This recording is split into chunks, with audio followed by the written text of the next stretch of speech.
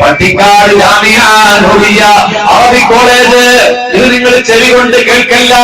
വെളിയങ്കോട്ടുകാര്, അതെ KCR ലോകവ്യാപകമായി ലൈവായി കേൾക്കുന്നവര്, ഇത് ബഷീർ ഫൈസി നാവ് കൊണ്ട് പറയുന്നതല്ല, നിങ്ങൾ ചെവി കൊണ്ടല്ല കേൾക്കേണ്ടത്, ഇത് നെഞ്ചരോ ഹൃദയം കൊണ്ട് കേൾക്കണേ. ജാമിഅ നൂരിയ എന്ന് പറയുന്ന തെന്നിന്ത്യയിലെ ഉന്നത മത കലാലയത്തിന്റെ സുവർണ കാലഘട്ടമായിരുന്നു ശംസുൽ ഉലമ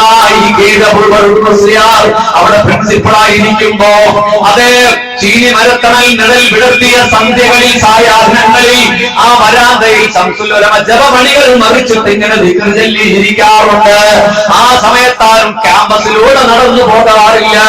അതെ, അവിടെ കുളി കഴിഞ്ഞിട്ട് കുട്ടികൾ ഇങ്ങനെ പാത്തും പതുങ്ങിയും ഹോസ്റ്റലിലേക്ക് കയറി പോവുകയാണ്. അപ്പോഴാണ് വെളുത്തു കൊളുന്നനെയുള്ള ഉയരം കുറഞ്ഞൊരു കുട്ടി ശംസുൽ ഉലമയുടെ കണ്ണിൽപ്പെട്ടു. ശംസുൽ ഉലമ ചാടി എഴുന്നേറ്റു. അവിടെ നിൽക്കിൻ എന്ന് പറഞ്ഞു. പേടിച്ചു പോയി ആ കൊച്ചുകുട്ടി. പൊന്നഹബീബികളെ, ശംസുൽ ഉലമ സീറ്റിൽ നിന്ന് എഴുന്നേറ്റ് മുറ്റത്തേക്ക് ഇറങ്ങി വരികയാ. അങ്ങനെ ഉണ്ടാകാറില്ല. ശംസുൽ ഉലമ യമനി ഗാംഭീര്യത്തോടെ ആ ചാരുകസേനയിൽ ഇങ്ങനെ ജപമണികൾ മറിച്ചു ഇങ്ങനെ ഇരിക്കുമ്പോ, അടുത്തുപോയി നിൽക്കാൻ ഭയപ്പെടുമ്പോ ശംസുൽ ഉലമ മുറ്റത്തേക്ക് ഇറങ്ങി വരികയാണ്.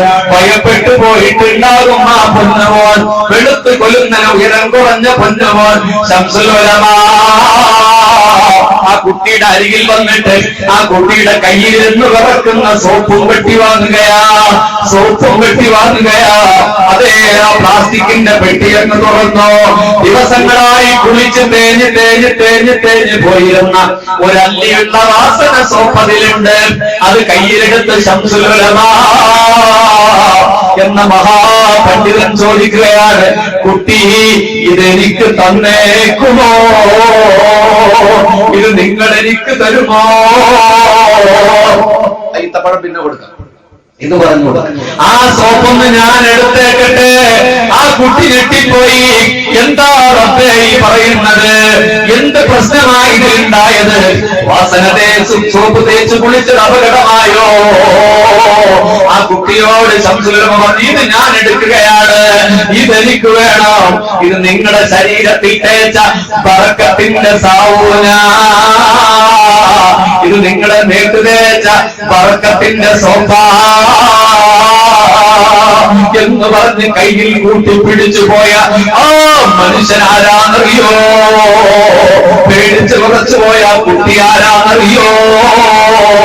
നേരത്തെ ഞാൻ പറഞ്ഞില്ലേ, കഥ പറഞ്ഞ കടലുണ്ടിപ്പോഴോരത്തെ സ്നേഹവസന്തത്തിന്റെ ഭൂമരത്തണല്ലേ, യമനിന്റെ സൗഗന്ധിക പൂവേ, മശഹൂർദത്തെ കൊടപ്പനക്കലെ പാണക്കാട്ട പൂക്കോയാന് മുത്തുമാൻ സയ്യിദ് ഹൈദർ അലി ശിഹാബ് അന്നവിടത്തെ വിദ്യാർത്ഥിയാ. ആ മഹാൻ പൈലിയാണ്. വെളിയങ്കോട്ടുകാരെ, ദൂരെ നിന്ന് മാറിയിരിക്കുന്നവരെ, മുസ്ലിം ലീഗിന്റെ നേതാവ് എന്ന പേരിലല്ല സമസ്തയുടെ ഈ മഹാനെ ഞങ്ങൾ ആദരിക്കുന്നത്. അവര് സമസ്ത കേരള ജമീയത്തുൽ ഉലമയുടെ വൈസ് പ്രസിഡന്റാ. അവഗണിക്കാൻ പറ്റില്ല, ധിക്കരിക്കാൻ പറ്റില്ല.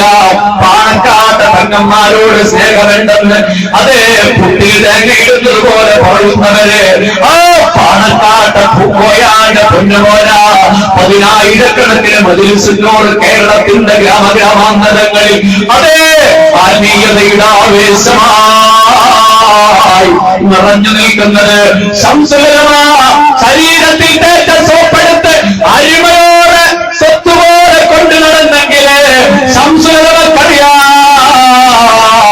പൂക്കോയാന്റെ മോന്റെ മഹത്വം അതറിയുന്നവരാ ഞങ്ങള്. ഹൈദർ അലി തങ്ങളുടെ മഹത്വം അറിയുന്നവരാ ഞങ്ങള്. പൊന്നു പെങ്ങന്മാരെ,